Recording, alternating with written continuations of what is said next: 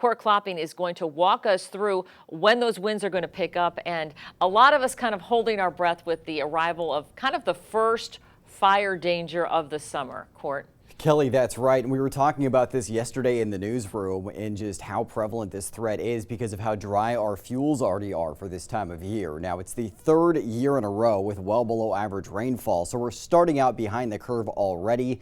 And with how warm it's been so far for 2022, those fuels have really dried out. So we're even hotter for today. In fact, today is the day where if you could stay inside some air conditioning or find a water hole to jump into, that's something you're going to want to do. Windy conditions drive elevated fire danger tomorrow and Friday. The good news there is that it's going to get a little cooler, but myself, I'd rather deal with the heat than the wind. And then we see lighter winds this weekend, but temperatures warming back up. So something that you're going to be contending with, either the fire danger or the heat through your extended forecast. Now this morning, it's very comfortable as you're getting ready to head out the door. No need for the jacket. We're ranging from the upper 50s to low 70s right now in the valley, 50s to 60s in the foothills, and we're in the 30s to 40s in our mountain zones. Moving forward, here is what we're seeing from the stronger wind and very dry conditions ahead. A fire weather watch that's been issued for the valley and foothills. This starts at 11 a.m. Thursday and lasts through 8 p.m. Friday. Gusts up to around 45 miles an hour out of the north are expected, so any fires that do spark up could spread rapidly. And due to the fact that humidity is going to be down in the 5 to 12% range, fires could catch very easily. So this is going to be a big concern later this week. Winds this morning, not all that substantial, but they're going to pick up rather early today.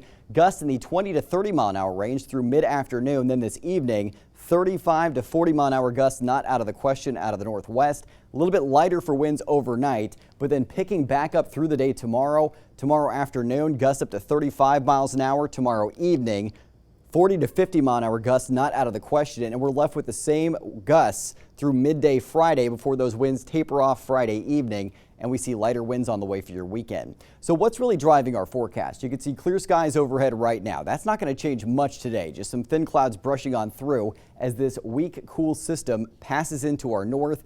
As that shifts and heads overhead, that's what's going to give us a change of pace. So I'm going to go ahead and zoom back out and show you what's driving our forecast. We have high pressure off the coast keeping us very warm, but this cooler wet system passing overhead to our north is going to start to drive those gustier winds as it slides south and centers to our east Thursday and Friday. And then as that shifts further to the east heading through your weekend, high pressure rebuilds, our winds get lighter and our temperatures rise back up to well above average. So as you get a look at your futurecast and what we're seeing for today, temperatures in the 70s to 80s in the northern mountains. We'll end up with 70s to mid 80s in the Sierra and southern Cascades, foothills in the upper 70s to upper 80s. And if you're in the valley, mid to upper 90s for your Wednesday afternoon. Some areas projected to hit 99 degrees later today.